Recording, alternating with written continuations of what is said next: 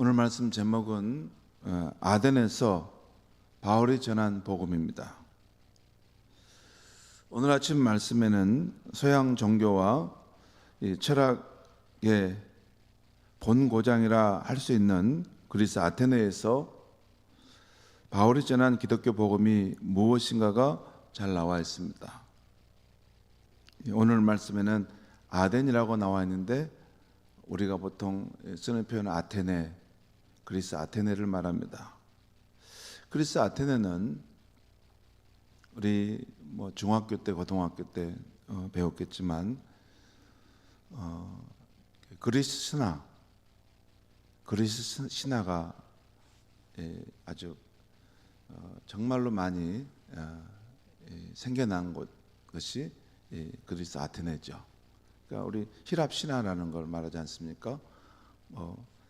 바카스 신, 제우스 신 이런 거 말하지 않습니까? 또 아폴로 이런 다 신들에 대한 이야기의 신화의 이야기의 출발점이 아테네에서 일어났습니다. 그래서 그리스 아테네 가면 신전들이 많습니다.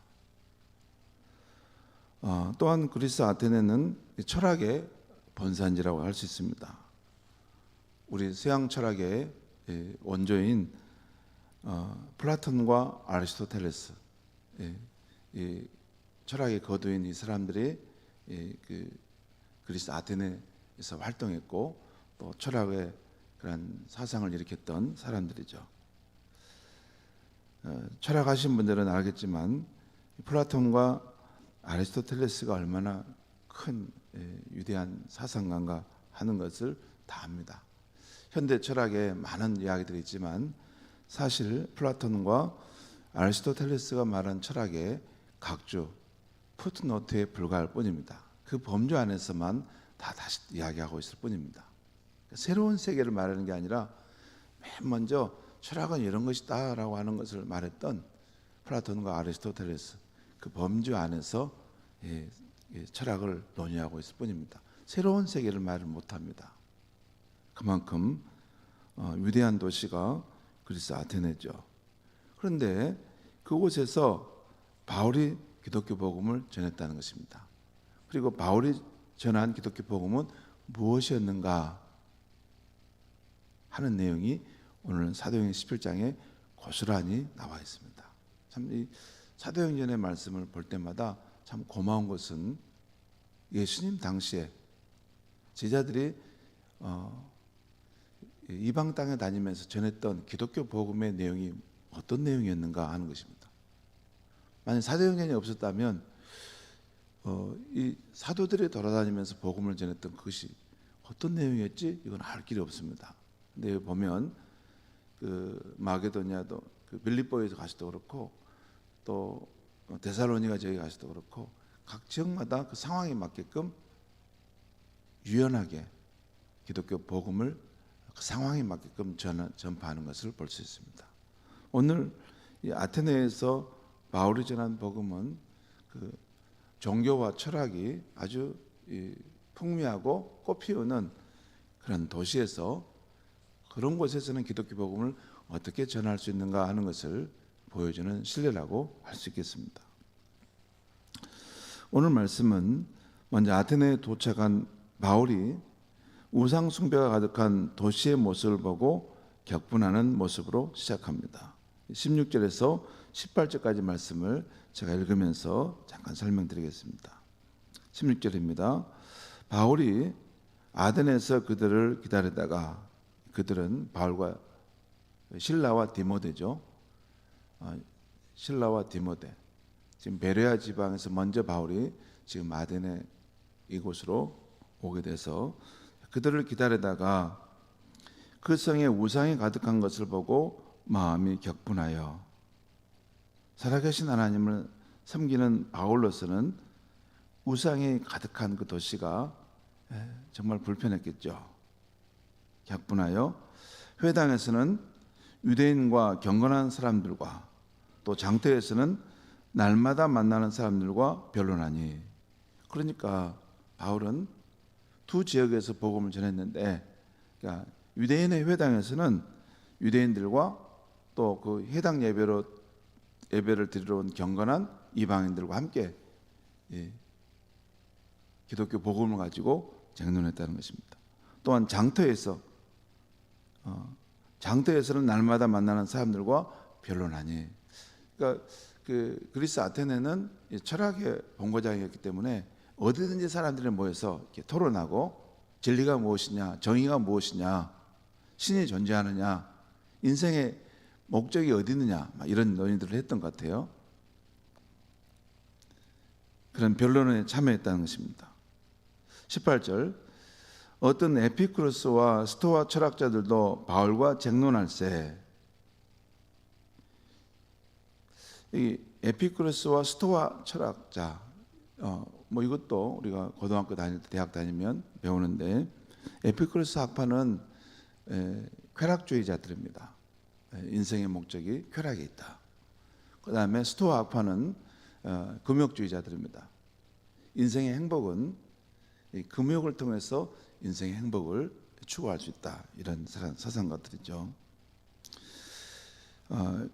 정말 철학의 본산인 그리스 아테네에 들어가서 복음을 아는 바울이 그들과 이런 쟁론을 했다는 것입니다. 18절 중간입니다. 어떤 사람은 이르되 이 말쟁이가 무슨 말을 하고자 하느냐 하고, 또 어떤 사람은 이르되 이방 신들을 전하는 사람인가 보다 하니, 그러니까 거기는 여러 신들에 대한 신전들이 많았기 때문에 이 친구는 또 우리가 모르는 새로운 어떤 신을 섬기는가 본데 지금 그걸 전하는가 보구나, 이런 이야기를 나눴다는 것이죠.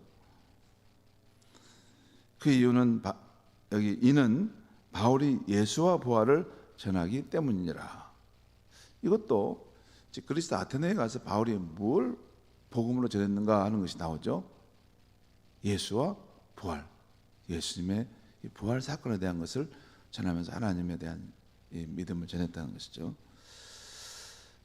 결국 아테네 철학자들이 바울을 심상치 않게 보고 이 사람이 꽤 실력이 있는 사람이구나, 그러면 당신이 한번 우리 철학자들이 모이는 그곳 앞에 서서 당신의 그 사상을, 당신이 믿는 그 신에 대한 설명을 한번 해보시오 해서 초청을 받은 것 같습니다.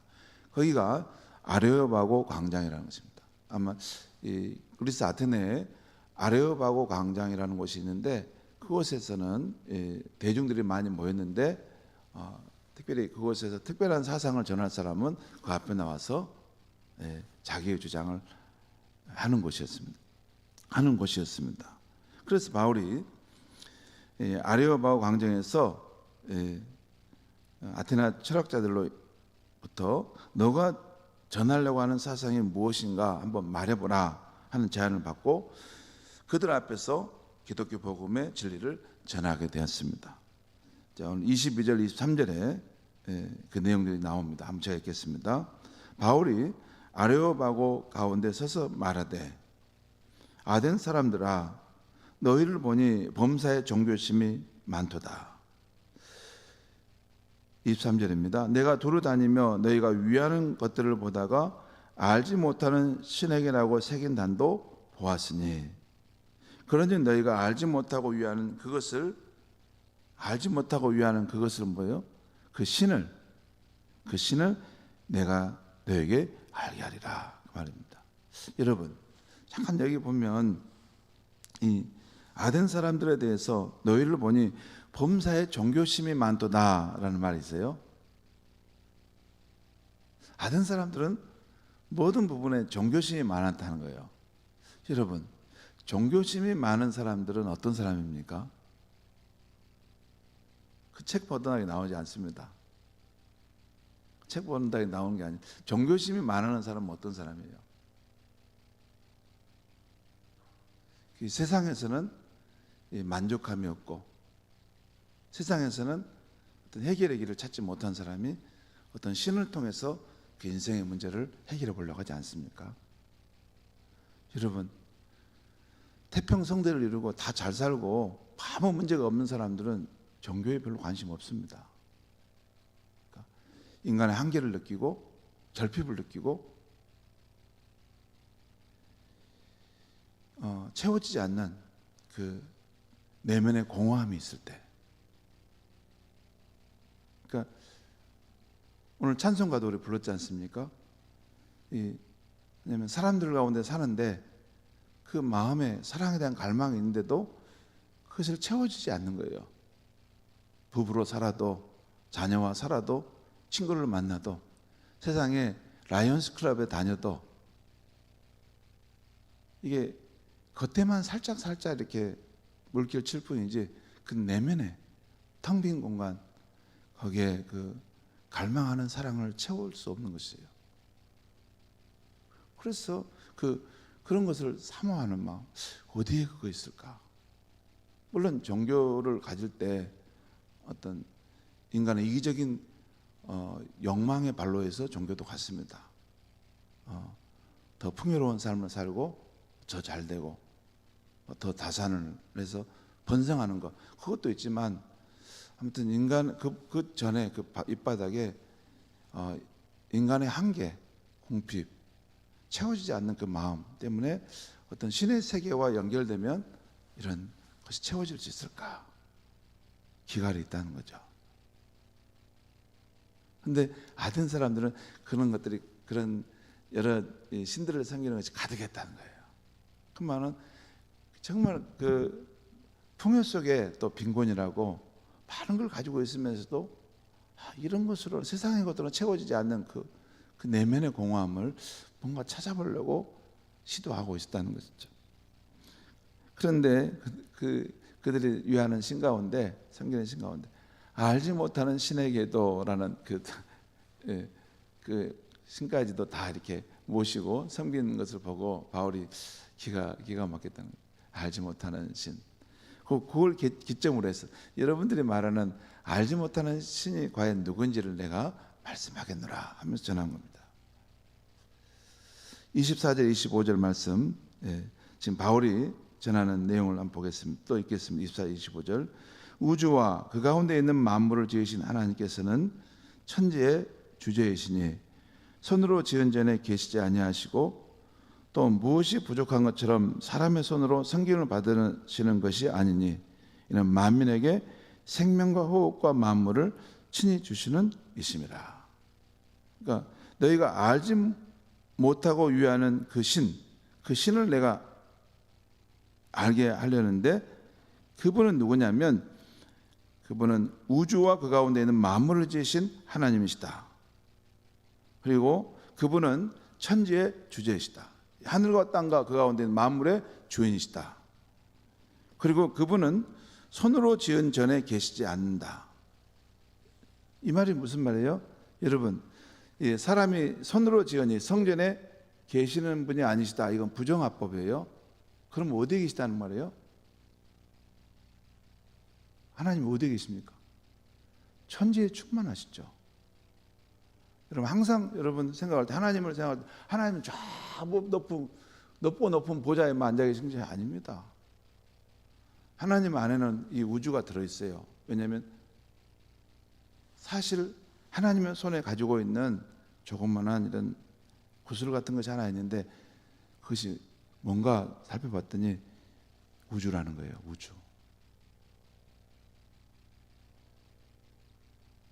어떤 기독교 사상가가 하나님의 크심을 설명했는데, 어떤 하나님이 이렇게 손에 뭘 자꾸 갖고 다니면서 주머니에 넣었다가 이렇게 가지고 있는 것이 있는데 저게 뭘까 보니까 우주라는 거, 우주. 그렇죠? 여러분, 우주를 말씀으로 지으신 분은 이 우주가 아무리 광활하다 하지만 그것보다 더 크신 분 아닙니까? 이 우주를 가지고 계신 분은 또 이 우주 가운데 충만하신 분이십니다.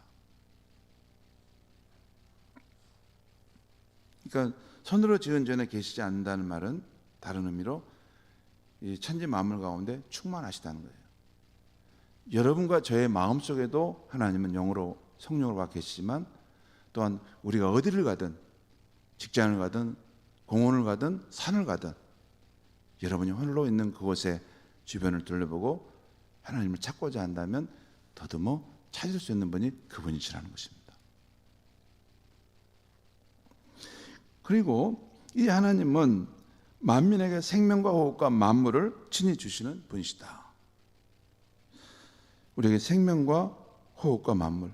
저는 아침에 딱 아파트 문을 열고 밖으로 나올 때 첫 들어마시는 그 새벽 공기가 너무 신선함을 느낍니다. 아, 내가 살아있구나. 그 첫 들어마시는 새벽 공기가 얼마나 상쾌한지 오늘 아침에도 호흡을 주신다는 거죠. 그리고 또한 만물을 친히 주시는 분이시다. 이런 만물을 준다는 말은 이런 우리가 살아가는 이 자연 환경을 주실 뿐만 아니라 우리 인생에 필요한 것을 다 주실 수 있는 분이에요. 제가 초등학교 다닐 때 우리 집이 가난했습니다. 그래가지고 우리 어머니가 육성예비를 적당하게 제때 안 주셨어요. 그래가지고 육성예비를 안 내면 학교에 서 있다고 오고 그러지 않습니까? 너는 왜 안 내냐? 언제까지 낼 거냐? 확인하지 않습니까? 그래서 우리 어머니가 확실하게 말 못하니까 언제까지 준다고 말 못했습니다. 그러면 여기 서 있으라고 했어요.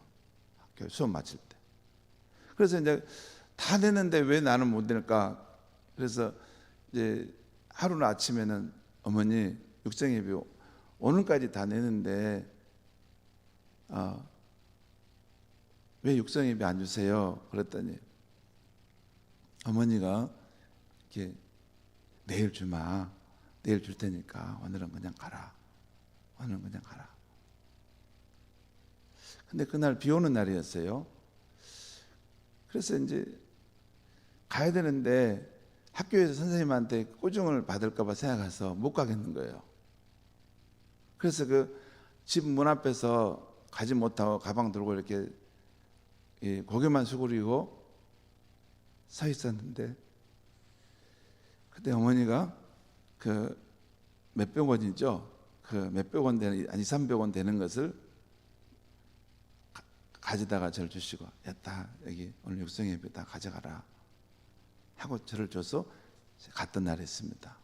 그러니까 그때 저희 집에 이 몇백 원이 없었던 거예요. 그래서 어머님이 아마 옆집에 누구한테 빌렸다가 저를 주신 것 같아요. 그 어린 아이가 그 때를 쓰고 안 간다고, 오늘 학교 안 간다고 했어요. 그랬더니 어머니가 결국 빌려서 주셔서 간죠. 여러분, 제가 왜 이 말씀을 드리냐면, 우리 어머니는 저를 사랑하지만 물질이 없을 수도 있는 분이잖아요. 근데 우리 하나님은 모든 만물의 주인이십니다. 여러분, 내가 진짜로 그것이 필요하고 그거 없으면 내가 못 살겠다고 여겨지는 거 있으면 하나님 앞에서 때를 쓰고 기도하시면 주십니다. 우리 하나님은 모든 것에 부유하신 분이시고, 우리가 진정성을 가지고 하나님께 구하면 주십니다. 진짜 그분이 우리 아버지시고 우리는 그의 자녀이기 때문에 반드시 주십니다. 만약에 안 주시면 그 하나님은 계시지 않은 것입니다. 만약에 안 주시면 하나님은 우리를 사랑하지 않으십니다. 여러분 생각할 때 하나님은 굉장히 고상하고 생각이 깊으시니까 아무리 우리가 주라 해도 안 준다? 아닙니다. 줍니다. 인격적인 하나님이시니까 자녀인 우리가 구하면 하나님 아무리 생각해도 이건 하나님이 내 아버지가 주시지 않으면 안 되겠습니다 하고 구하면 주시는 분이십니다. 그래서 이 성경 말씀에 하나님은 생명과 호흡과 만물을 친히 주시는 분이시라는 거예요. 그리고 그 다음 내용을 쭉 보면 그 하나님은 우리 인류가 살아가는데 우리가 살아가는 그 거주의 경계와 또 우리가 태어난 삶의 날들을 정하신 분이시고, 또 하나님은 우리 가까이 계시기 때문에 우리가 그를 힘입어 살며 기도하며 존재한다라는 말씀하고 있어요. 28절에 우리가 그를 힘입어 살며 기도하며 존재한다라고 했는데, 표준세번역과 공동번역에는 우리가 하나님 안에서 살며 움직이며 존재한다는 것입니다. 여러분, 우리가 기독교 하나님 믿는데 하나님을 떠나서 살 수 있는 것이 어디 있습니까? 없습니다. 그런 곳은 없습니다. 이 우주 공간에 하나님이 없는 곳에 내가 어디 살겠다, 그런 곳은 없고, 만약에 그런 곳이 있다면 그것은 지옥입니다. 왜냐하면 사랑의 하나님이 없는 곳에서는 칠흑 같은 어두움과 또 그곳에는 허무와 절망과 그 소멸되어 가는 그런 시간밖에 없는 것입니다. 근데 하나님이 있는 곳에 우리가 지금 살고 있다는 것이죠.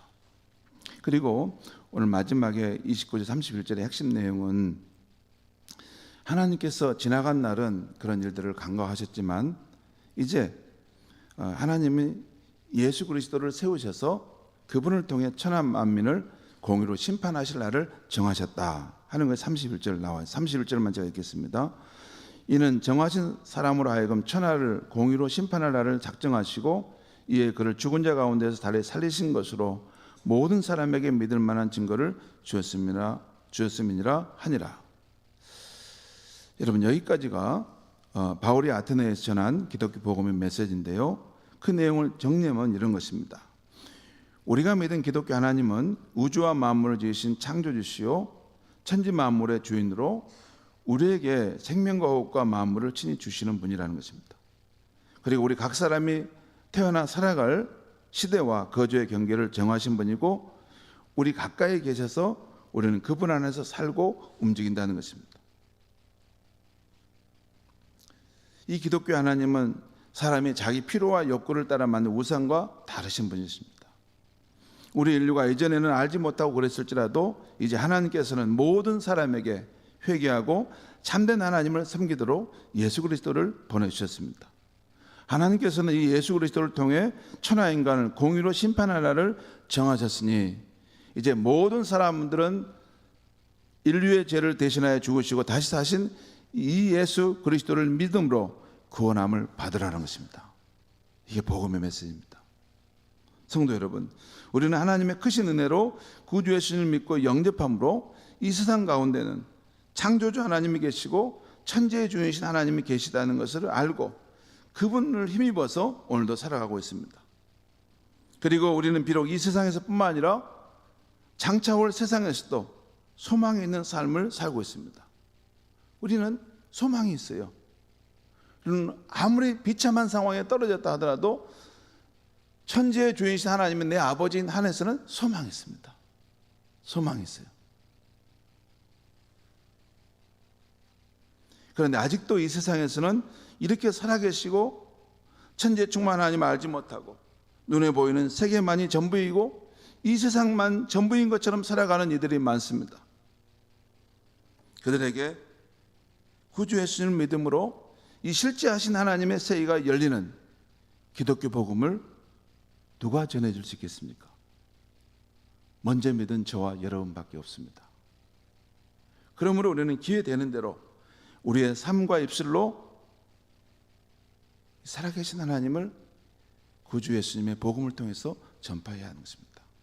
특별히 요즘 탈종교화 시대를 겪고 있는 지금은 이 기독교인의 말로 전하는 것이 한계가 있음을 느낍니다. 진짜 우리가 살아계신 하나님을 믿는 사람들이라면 우리의 삶의 모습 속에서 그런 흔적이 나타나야 됩니다.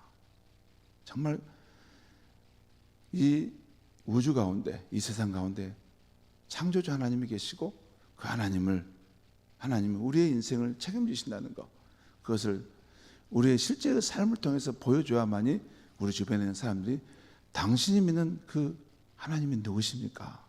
나도 믿기를 원합니다 라고 말할 것입니다. 여러분, 오늘 이 아침에 다시 한번 이 살아계신 하나님이 우리 삶 속에 늘 함께 하신다는 거 믿고 그 하나님을 의지하여 믿음으로 승리하고 또 담대하게 전할 수 있는 저와 여러분이 되길 바랍니다. 기도하겠습니다. 하나님 아버지, 오늘 이 아침에 아테네에서 바울이 전한 복음의 말씀을 들었습니다. 하나님 아버지, 우리가 하나님을 믿는데 때로는 너무 좁고 너무 얕은 하나님의 세계만 알고 고작 나 한 사람만을 위해서 만족을 주고 또 나만을 위로하는 하나님의 세계 안에 머물러 있을 때가 많습니다. 하나님이 얼마나 광대하신 분이신가, 얼마나 크고 위대하신 분이신가. 그럼에도 그 하나님이 우리 인류를 사랑하시고 나를 뜨겁게 사랑하신다는 것을 잊지 않게 하여 주시옵소서. 하나님이 나의 아버지가 되신다는 것을 믿고 늘 인생에 어려운 일이 있을 때 낙심하지 말고 울면서라도 하나님께 구하여 하나님이 나의 아버지이심을 분명하게 경험하고 살 수 있게 하여 주시옵소서. 마치 하나님을 믿으면서도 그냥 관념적으로 믿을 뿐이지 나의 아버지하고는 아무 관계없는 그런 하나님이 아니라 진짜 나를 돌보시고 나를 사랑하시고 나를 보실 때 측은히 여기시고